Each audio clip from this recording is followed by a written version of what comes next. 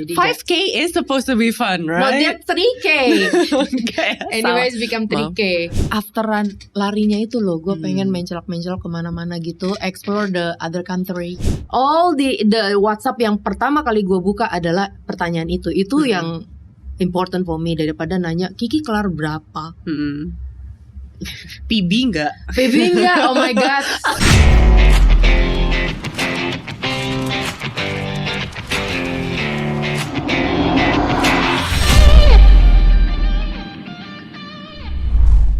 Hai Dashers, selamat bergabung kembali di Easy Pace Podcast, persembahan dari Dashport.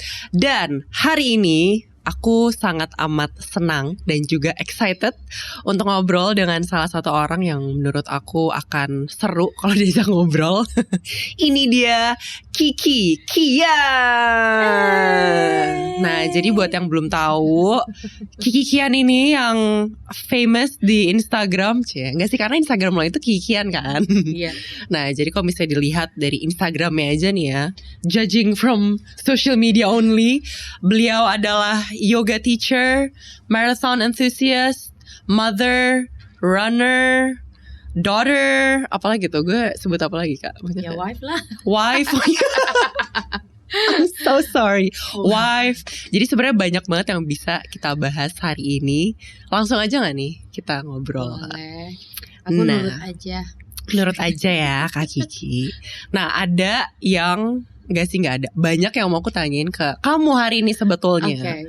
Jadi gimana sih awalnya Kak Kiki ini bisa terjun ke yoga, tapi at the same time you do marathon as well. Gimana tuh? Oke. Awalnya tuh sebenarnya lari dulu, Sab. Oh, lari dulu. Jadi gue lari dulu itu tahun berapa tuh lari dulu? 2014. Tanpa 2014. coach, tanpa apa, ya terjun aja gara-gara temen juga. Oh, temen-temen juga. Ini ada rasa-rasa FOMO karena teman-teman pada lari semua gak pada saat itu atau? Enggak, dulu mah gak ada yang kayak gitu-gitu tuh. Apa dulu coping mechanism lo itu kalau pusing lo lari? Enggak, jadi gara-gara ada satu temen gue gak bisa lari, itu bibnya gue pakai. Oh. Nah, itu larinya anyway, gue kira 5 kilo gue itu PB-nya 25 menit. Wih, gila. Wah, itu cepet ya? Ternyata di jam tangan gue baru 3 kilo men. Jaraknya salah. Iya. Dan pada saat itu juga gue gak punya sepatu lari. Jadi gue pakai sepatu training. Itu habis lari kaki lo pakai sepatu training buat lari 5 kilo? Wow. Karena gue gak punya sepatu lari. Emang literally gak ya baru mulai lah pada saat itu. Ya udah habis lari itu kaki gue bengkak selama 2 bulan. Tapi lo 5 kilo itu dengan sepatu training selesainya berapa menit kak? Kan target gue udah 25 menit nih. Iya, tapi jaraknya salah tuh. Gue kira salah 25 jaraknya, bukan salah. 5 kilo harusnya 25 for beginner. Kenceng banget gitu kan. Padahal salah, dia jaraknya salah lah. Pokoknya karena it's a fun run gitu. Jadi 5K is supposed to be fun, right? No, dia 3K. Okay, Anyways, become 3K. Ya udah dari situ, tapi gue bilang gila, after runnya itu enak banget ya. Gue pengen lagi tuh. Terus gue bilang gue harus sembuhin kaki gue harus sembuhin kaki gue, dan gue harus cari sepatu. Ya udah dari situ mulai 2015 gue masuk grup lari namanya dulu Runners Nation. Sekarang udah gak ada, tapi coachnya masih ada, Mas Andrianto. Itu udah dari situ. Tapi dari 2014 sampai 2015 itu HM 10 kilo, HM 10 kilo, 5 HM 10 kilo itu dalam berapa tahun ya? I think 2,5 tahun. 2,5 tahun. 1,5 tahun lah. Baru lu berani ke maraton. Oh, I see. Jadi maraton pertama gue itu 2016. Wow. Venice. Itu berapa kilo? Full maraton gue. Berarti Virgin FM Kak Kiki itu di Venice waktu itu? Venice. Wow. I don't know why. Tapi ya pengen aja sekalian, kayak tujuan gue lari tuh sebenarnya pengen after larinya itu loh, gue pengen mencelok-mencelok kemana-mana gitu, explore the other country gitu. Yeah. Jadi selain post run endorphins atau dopamine yang lo cari, tapi ternyata jalan-jalannya juga. Jalan-jalannya dan away from my kesibukan sebagai ibu waktu itu juga kan. I mean like you need the me time lah, you know, me time alone, traveling around the world that you never can do it when they so young, gitu kan, gitu. Udah dari situ. Tapi 2014 itu juga berbarengan dengan lari, gua nyari yang gua kira ke yoga untuk stretching. Oh, kita semua awal-awal mencoba yoga juga seperti itu. Iya. Gue relate banget dengan perasaan itu. Gue kira stretching, ternyata tidak. Itu berarti di tahun 2014 atau 15? 2014 juga. 2014 juga. Okay. Akhir 2015 gue ngambil yoga teacher training 200. Terus 2018 gue ngambil yang 300, jadi udah full 500. Oh, I see. 500 itu gitu. Ya udah, sebelum in between ada workshop yang gue ambil YTT yang 50 jam yang kayak gitu-gitu lah. I see. I mean you can't stop learning lah. Until now also gue masih ambil workshop gitu. Forever student lah ininya. Iyalah, always lah. Always a student. Always. Nggak, tapi kan awalnya Kak Kiki nyoba yoga because you need a stretch. Tapi akhirnya you realize that it's more than a stretch. Itu gimana? Iya, pada saat yang kayak pose yang asana pose itu kita bilangnya asana kalau di yoga ya. Jadi kayak wow, menantang juga ya. Wow, ternyata lu butuh strength juga di situ. And then you need also flexibility. And you need also mobility. You need all of that semua. Okay, yoga is not just yoga. Dan it's yoga gitu. But you also in the same time pada saat lu ngelakuin yoga, lu dapet juga tuh di lari lu. Abis itu kok enak banget lari gue. I see. Jadi saling gini deh, klop align gitu ya. Cocok gitu. Nih. I see. Tapi kan untuk ikut YTT itu kan lo harus dedicated certain amount of time. Itu berarti kan lo harus yakin kayak udah gue emang awalnya emang lo yakin mau ngajar juga, atau lo emang gue masih banyak nih pengen gue pelajarin gitu. Itu semuanya. Oke. Jadi penasaran. Terus juga untuk ini anak-anak gue udah mau gede nih ya. I need to do something pas anak-anak gue udah gede gitu loh. Gue nggak mau yang cuma duduk di rumah doang gitu loh. And then lari doang, terus udah yoga, lari yoga lagi. I don't want just do that gitu. Ya udah gue ngambil YTT itu. Ya udah dapet lagi tuh all of yang lu tadinya sok tahu jadi makin sok tahu. Oke. Tapi tahu beneran. So taunya tapi kayak ada basicnya deh. Ya, tapi ada fundamental. Ya, tapi lu makin malah actually dari abis teacher training lu makin gue pengen makin tahu lagi gitu loh. Jangan stop ya gitu. Jangan stop dari sini nih. Oh ternyata banyak, lu habis dari ini lu harus belajar anatomi, lu harus belajar ini. Terus murid bentukannya gini. Kira berarti lo belajar anatomi, lo belajar handle orang gimana, badan orang gimana, badan lo sendiri gimana. We should give yoga teachers more appreciation deh menurut gue ya. Same like sama kayak lari lah. Lari kan juga gitu kan, lu butuh dedikasi juga kan untuk bangun pagi, jaga makan, tidur, recovery. Ya kan? Apalagi udah peak-peaknya nih kalau misalnya lu mau ikut lomba apa, lu jadi nggak bisa. Ketemu yuk. Nah, tapi malam. Gak bisa, besok gue long run. Maaf nih, aku udah ada komitmen karena aku adalah orang yang disiplin. Besok long run gitu. Tapi dari situ nanti lo ketemu teman-teman yang understand you gitu. Jadi mereka malah baik banget loh. Menurut gue ya, teman-teman gue ini yang malah yang kapan lu bisa. Tapi kadang-kadang kalau mereka yang ulang tahun kayak gitu-gitu yang big day for them, I follow them. Terus gue tinggal ngobrolin aja sama coach gue. Coach gue nggak bisa lari karena gue bakalan pulang malam gitu aja. Simple as your communication kan, Indian gitu loh. Jangan lu paksa. Lu bakalan tahu lu pulang jam 1, tidur baru jam 2, jam 4 udah lari. Itu tidak bijak ya. Iya. Waktu muda bisa kayaknya. lu bayar tunai pas lu tua tuh. Gue gak mau bahas umur ya, tapi waktu muda tuh as in kayak early 20s. No, early belum. 25 belum. Gue mulai 35 men. Oh iya. Ya, gue mulai lari 35. 35 tuh as in tahun 2014 itu loh. Your easy 5K itu. Easy fun run 3K. Fun run 3K. Tulisannya 5 tapi ternyata 3K. Gak apa-apa, emang harus kena jebakan dulu awal, tiba-tiba cinta kan. Cinta banget. Sampai sekarang ya gak pernah stop lah. Oh iya gak pernah. Nah aku penasaran nih Kak Kiki, do you have your go to yoga pose untuk recovery gitu kalau habis long run? Lo suka yoga gitu gak? Ada pasti. Terus go to peak pose lo apa kalau misalnya? Peak pose-nya mas, kalau misalnya lu bilang stretching ya, kalau untuk abis lari sama orang yang sekarang kan strength training juga lagi hype banget tuh. Kita lebih carinya yang pasif menurut gue. Pasif tuh dalam arti posisi tertentu yang lu tahan lebih lama gitu loh.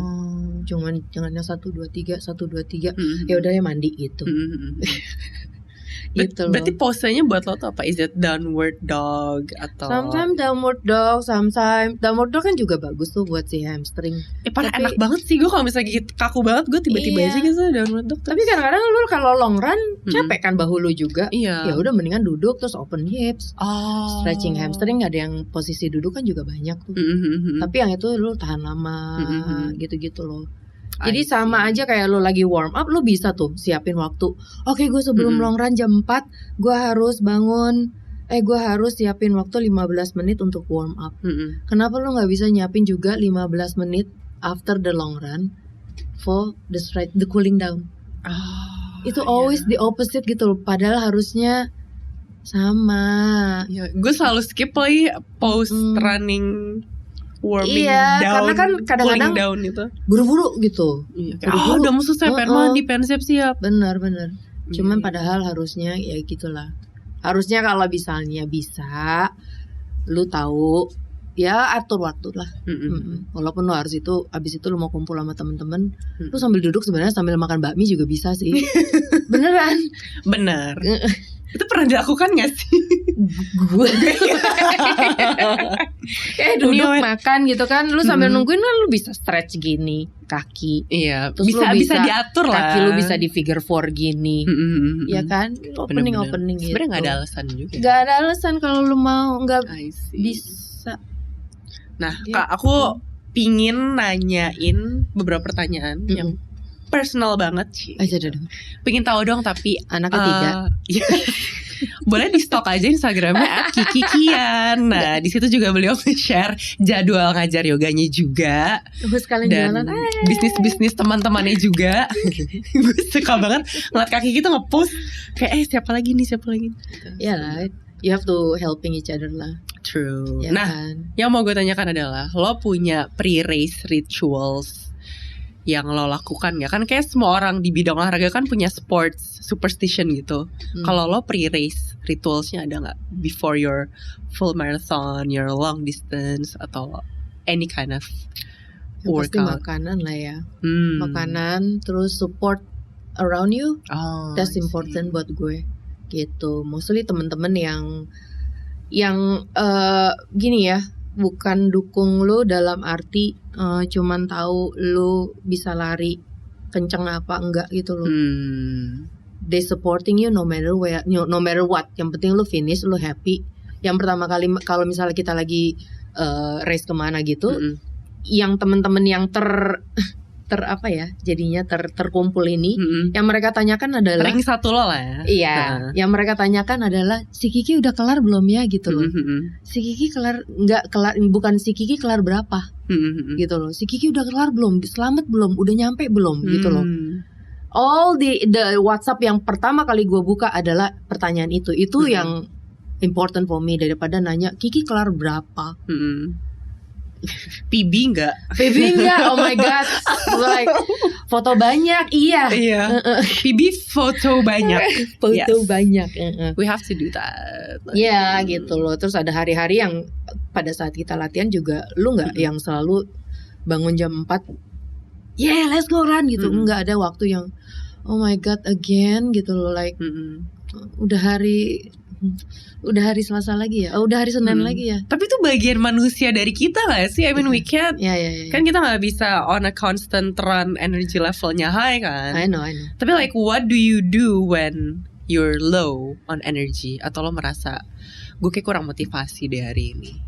Biasanya kalau bener-bener gue lagi sampai kayak gitu banget, daripada gue paksa gue burn out, makanya gue selalu pakai coach kan. Teman-teman pakai coach ya, please jangan nebak-nebak, ya ampun. Penting bold italic. Nah kan, dan coachnya juga lu harus nyari yang bisa komunikasi balik sama lu, ya kan? Yang ngerti kita. Yang nggak usah ngerti lah, ngerti dalam arti dia bisa kok reschedule your time. Jadinya lu bilang, coach, bukannya lagi nggak mau lari, tapi lagi burn out. Gue lagi nggak mau ada menu yang disuruh mikir kayak ada perkalian gitu loh. Oh iya, ada ya menu kayak gitu. Kebetulan saya bukan pelari banget, saya pelari aja. Tapi kalau dikasih menu tuh lo ada hitung-hitungannya gitu Kak? Ada, biasanya kayak ada interval gitu kan, misalnya 400, resting berapa, terus berapa kali, berapa repetition. Ada lagi 4 kali tapi cuma 200. Terus ada pace-nya tuh yang beda-beda. Lo harus inget juga kan ya. Gitu loh. Nah ada momen yang di situ gue bilang, coach, gue lagi ada misalnya, lu ngobrol tuh, mulai ngobrol, coach, gue lagi banyak acara sama Sabrina. Jadi, coach, ini cuma 30 menit. Take notes. Lagi ada banyak acara, lagi burn out. Aku cuma lagi mau konsentrasi sama acara gue ini aja dulu. Ya udah, sama dia di customize jadinya. Gue bener-bener tetap lari, cuman nggak usah pikirin pace gitu, jarak aja. Gitu. Atau ya gimana caranya biar gue nggak mikirin.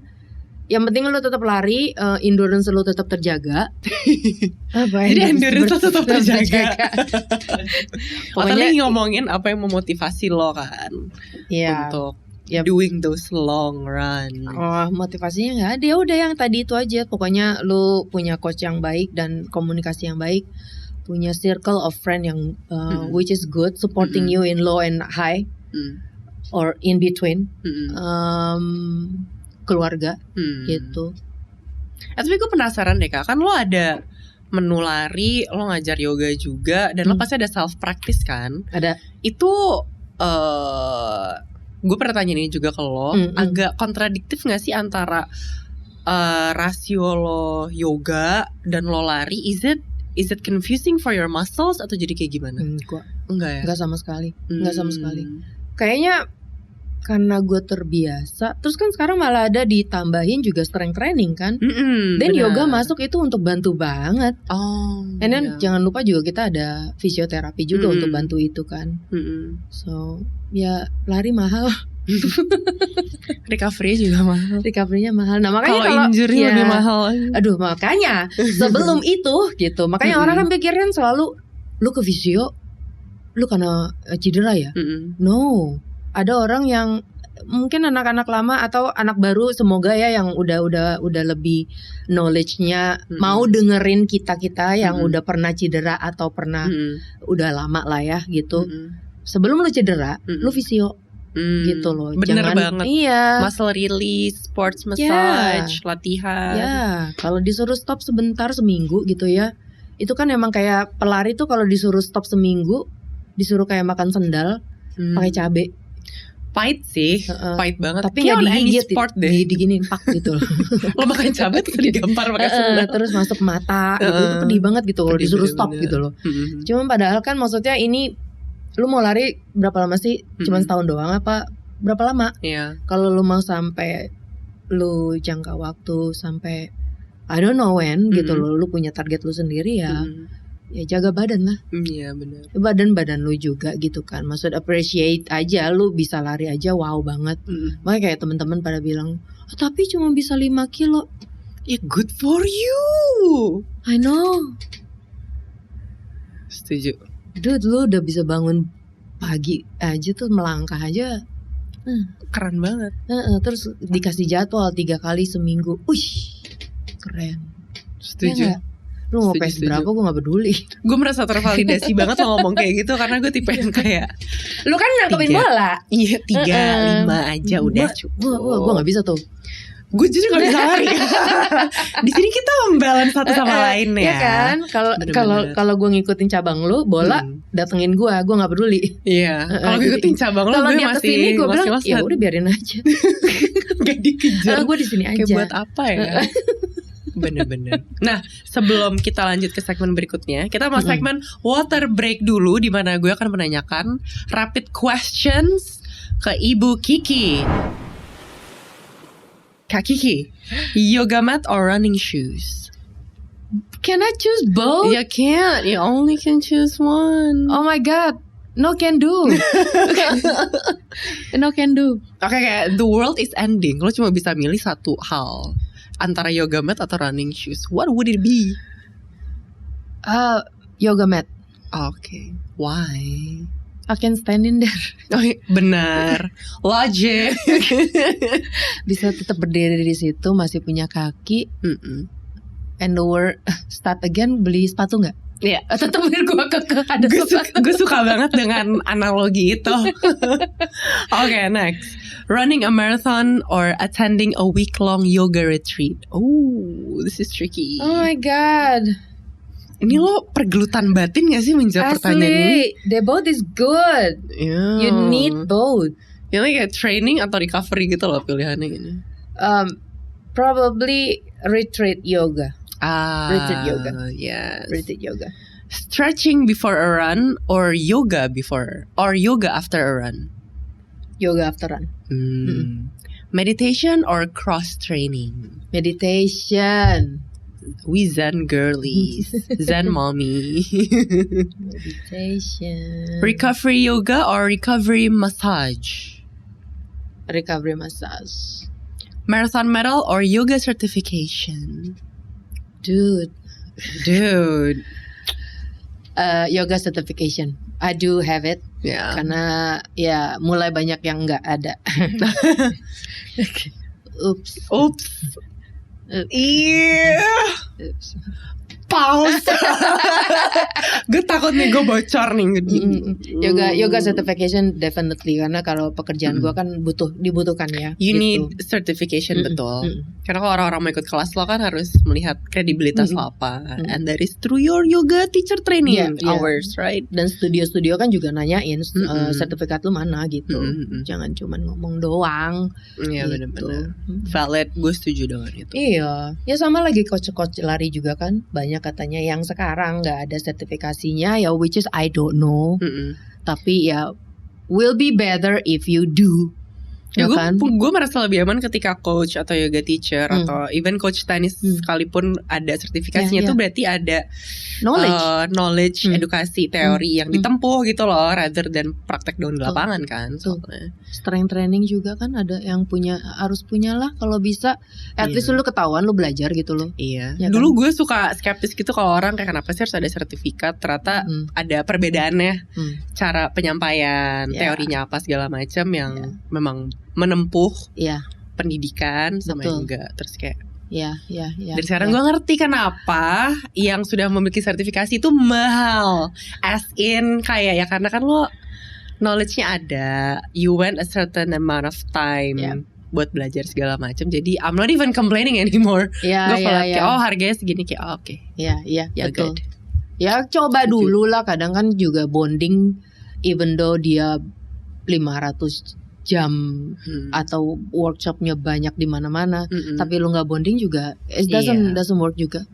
Lu coach lari yang ternama di seluruh dunia, lu nggak bonding, dia nggak dengerin lu komunikasi, lu lagi kecelakaan, lu kena apa-apa, dia nggak peduli, tetap kasih lu menu.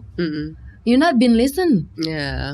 So I'm not gonna listen to you juga gitu ya kan. Komunikasinya butuh juga. Iya, harus back and forward. Nah, ngomongin komunikasi nih, gue pengen ngulik dikit dong cerita tentang Kak Kiki dan Jreng, your accident Jreng. Itu gimana Kak? Kayak tadi kita sempat ngomong off the record sedikit soal lo sempat kecelakaan dan itu sebelum lo mau Berlin Marathon. Gue pengen ngebahas kejadian kronologi kecelakaan lo dulu dong. Itu kapan dan gimana lo bisa melalui semua itu? Deg-degan langsung tuh gue pengen nangis, Beb. Nggak apa-apa. I know right, it's like easy pace, on your pace. 2003, 3 minggu sebelum gue Berlin Marathon, gue harusnya lari 25 kilo, gue baru lari 21. Yang namanya tabrak lari itu benar-benar tabrak lari, karena abis ditabrak gue lari lagi. Serius? Iya, karena gue di otak gue tuh gue masih ada 4 kilo lagi, men. Oh wow, ini runner's mind ya. Ini gue rasa ini oke. But it's not a good idea. Oke. Karena dengan lutut, karena kayak lu tuh kayak in high endurance gitu kan. Jadi lu nggak lagi rasa mengalami sakit runner's high saat itu. Terus lu ya udah, gue lari pulang. Gue ambil barang-barangnya dia. Yang nabrak gue itu di depan. Boleh disebut tempatnya? Boleh. Oke, di samping depan hotel Dharma Wangsa. Oke. Gue kan selalu lari di situ, anak komplek. Anyway, gue denger ada mobil kok di samping kanan gue agak memelan ya gitu loh, pelan banget. Cuman karena guanya yang lagi on pace, guanya yang dicoel gitu, gue yang kepental ke depan mobil dia. Lo mental? Gue mental depan mobil dia. Dalam posisi tabletop yoga banget gak tuh? Serius loh. Karena gue pikirannya tuh seperdetik ya. Kalau seingat gue bilang jangan kena kepala. Tapi kan lutut juga penting ya buat gue lari sama buat gue yoga actually. Terus kena tangan gue juga kan, di sini ada bekasnya, di sini juga ada bekasnya. Jadi gue berarti begini tangan gue yang satu begini, I don't know. Anyway ada bekasnya di sini, terus kenanya lutut gue robek. Jadi gue ke dokter, cuman disuntik tetanus, dicek ligamen, tulang segala fine. Oke. Ya udah 2 minggu kemudian gue berjalan ke Berlin lari. Wah. Dengan lutut bolong. Tapi lutut bolong itu ngefek ke, kan luka dong pasti luka. Tapi secara fungsi lutut lo masih bisa digerakkan seperti normal atau masih? Selama 2 minggu ya nggak, selama 1 minggu lah, 1 minggu ya enggak, lu belajar dari yang ya begini ya, begini sampai begini lah. Masih lo kayak latih lagi. Iya, terus di rumah. Nah, maybe that's helping ya. That's what strength training and yoga will help you. I think ya. I hope I'm not wrong. Tapi kayaknya karena lu ada flexibility, lu ada strength, jadi lu recovery-nya juga lebih cepet lah gitu loh. Ada yang bantu gitu loh. Karena ototnya udah terlatih gitu kan. Gitu. Iya. Cuman mental aja kena kan. Ya udah, tapi harus dilariin anyway, lari. Karena semuanya udah lo prep untuk Berlin ini, jadi nggak mungkin lo nggak berangkat juga. I see. Ya udah, lari. Puji Tuhan beres kok. Lo ada rasa kesel atau rasa apa ya? Dendam, marah pada saat itu nggak, kayak gila gue lagi nyelesain PR gue tiba-tiba gue ditabrak. Gue habis ketabrak, gue pulang, habis pulang gue mandi ke rumah sakit, rumah sakit gue ngajar. Hanya Ibu Kiki ini superhuman, super mom deh. Makanya lu how much I appreciate my student yang gue bilang kan. Gue bilang murid gue itu ada pada saat gue low and high. Pada saat gue bener-bener cuma duduk doang, gak bisa ngajarnya duduk doang. Itu mereka ada, tetap datang, gue cuma queuing, basically queuing doang gitu loh. Gak bisa peragain apa aja, apaan, gue bisa ngapa-ngapain, and they still there, they still here until now, gitu. Cuman terus gue kena lagi. Nah, kena yang kedua kalinya ini nih, gue mau tahu, lo udah pernah ketabrak pertama kali, udah kan lesson learned segala macam, terus tiba-tiba kena lagi di accident lagi. Iya, di samping FX lagi ada sahur on the road. Ini tahun-tahun SOTR ya? 2004. Oh my god. Itu preparation 3 bulan sebelum gue Gold Coast Marathon. Untungnya SOTR sekarang sepertinya sudah hampir tidak ada. Jadi ada, Beb. Ada ya? Kemarin ada. Jadi gue kira dia mau terus ke Sudirman. ya udah terus dia belok ke si FX, which is gue mau ke FX, terus gue mau belok kanan masuk ke GBK. Iya. Ya dia terus, nah ada 50-an kali. Gue rasa yang nyenggol gue juga nggak tahu dia nyenggol gue. Cuman gue jatuh di tempat yang sama, lutut. Wah, lutut kena lagi tuh. Kena lagi. Tapi yang kali ini gue harus dioperasi karena ternyata yang dari September itu lukanya cuman ketutup doang, cuman dalamnya belum sembuh. Oke, I see. Dan puji Tuhannya juga nggak kena sampai tulang, ligamen itu semua lancar. Cuman karena operasi gue harus berhenti sebulan. And then lo harus berhenti sebulan tuh, berhenti seminggu aja lo rasa kayak ditampar makan cabai kan. Sebulan gimana? Tapi gue tetap ngajar. Tetap ngajar. Because kita harus apresiasi dulu karena Kak Kiki tuh she speaks very highly of her students.